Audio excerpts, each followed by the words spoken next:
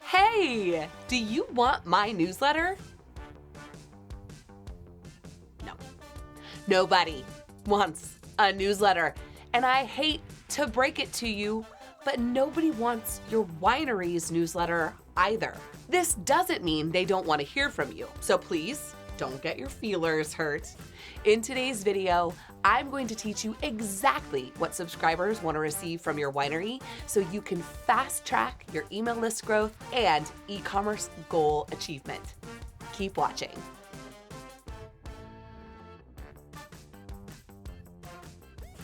Welcome to the Email Mavens YouTube channel, the place for winery owners and marketing pros who want to sell more wine online by sending better emails. I'm Erica Walter, founder and CEO of Email Mavens, and I know exactly what your subscribers want from your winery. Okay, I'm not a fortune teller, but I do know how to identify exactly what your unique subscribers want to receive from your winery and how to position that value at every interaction you get to have with your potential subscriber. Good news, that's what this video is all about. I'm going to teach you that process today. I know I started this video with some potentially demotivating news. No one wants to receive your winery's newsletter.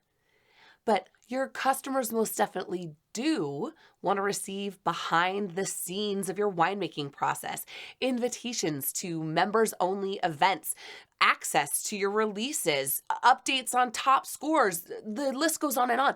That is the value of receiving your email campaigns. But too many of us neglect to position that value when interacting with customers and asking for email addresses. The prospect of another newsletter is not sexy. And this might be why your tasting room staff has a hard time asking for email addresses from your customers when they're visiting you at the tasting room. In the previous video, we shared that the most recent WISE Academy triple score data tells us that 24% of tasting room visitors are asked for their contact information during their experience, which means only 1 in 4 of the people walking through the doors of your winery are ever given an opportunity to engage with you further by receiving your email campaigns. Like I said, nobody wants another newsletter. But when I visit a winery's website, that's how receiving emails from your winery is positioned. Newsletter, mailing list, stay in the know, 9 times out of 10. And when I visit a winery's tasting room, if I'm asked for email address at all, it's in the context of receiving an emailed receipt, or it's an unenthusiastic, would you also like to be added to our newsletter? Come on. I don't care how good a time I had at your winery. If that's how getting emails from you is positioned, I'm sorry. New favorite winery? The answer is no. As an aside, the answer from me is always yes. I am a unique unicorn, and if you ask me for my email address, I will 100% give it to you, but I am not most people. I want you to think about your winery's goals for email marketing. And I know the first thing you just thought was make more money. But we're going to go a little bit deeper today and do a little soul searching. Grab your journal and a pen because I am going to help you discover what sets email marketing for your winery apart and why somebody would sign up to get emails from your winery and not Joe's down the street. You're going to take that pristine first page of that journal and you're going to spend a little bit of time answering the question, what do my customers regularly thank me for? When people walk out, are they raving about how much more they know about wine because of the educational component of your tasting experience? Are they over the moon having discovered their new favorite varietal? These are all indicators and flags that you're going to want to make note of. So really dig deep. Ask the people on your team also if you feel like getting an outsider's perspective, an insider-outsider's perspective, you get what I'm saying. Or peruse the 5-star reviews that your winery has received online. These are all data sources that can help you uncover what really stands out about your winery for the majority of your customers.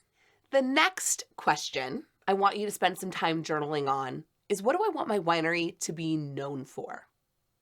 What from a brand positioning perspective matters to you as a brand, as a winery. Put that on paper and really think about what you want to have stand out in the minds of your customers. The next question I want you to answer is, what are some of my most profitable offerings? Like, really make a list of the things that you sell the most of when people visit you, or the things that make you the most revenue, things with the highest profit margin. Scribble some of those down too. The next part of this exercise is really fun because at this stage, we're going to connect email to the answers to the questions you just were journaling on. So I'll walk you through it. Don't worry. If you're like, well, what does that mean?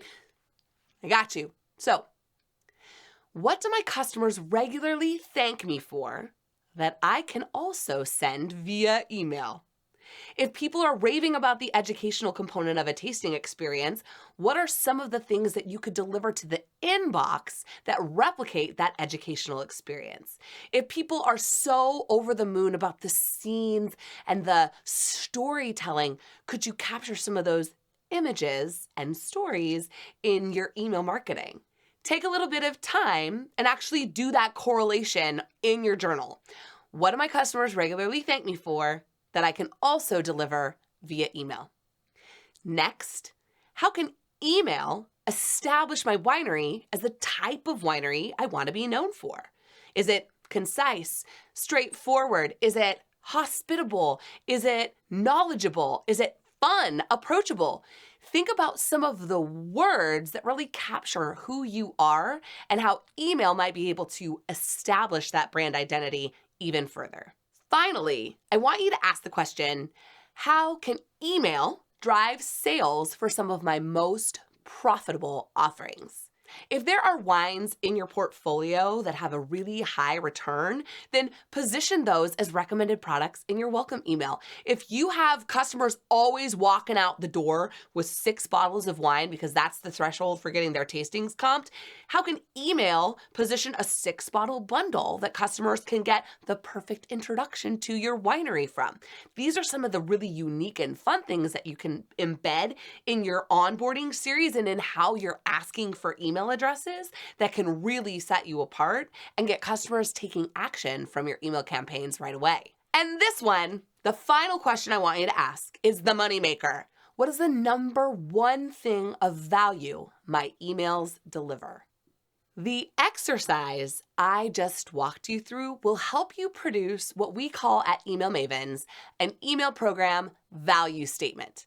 It's like a mini mission statement for your email programs, and it is the thing that sets being on your email list apart from being on any other winery's list. And if you're looking for like a Mad Libs style fill in the blanks formula, I'm gonna throw it up on the screen for you right now.